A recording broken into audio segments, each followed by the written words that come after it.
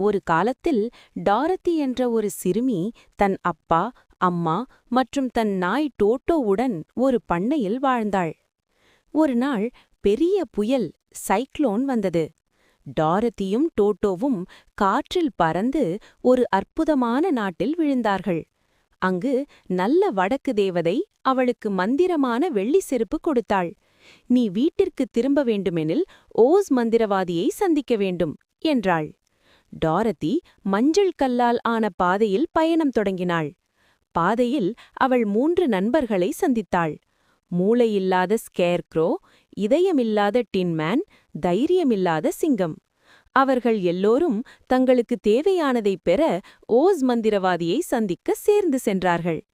பல சிரமங்களைக் கடந்து அவர்கள் இறுதியாக ஓஸ் மந்திரவாதியை சந்தித்தார்கள். அவர் சொன்னார், முதலில் தீய கிழக்கு மந்திரவாதியை வெல்லுங்கள், பின்னர் உங்களுக்கு உதவுவேன். டாரதியும் அவளது நண்பர்களும் துணிச்சலாக சென்று அந்த தீய மந்திரவாதியை வென்றார்கள்.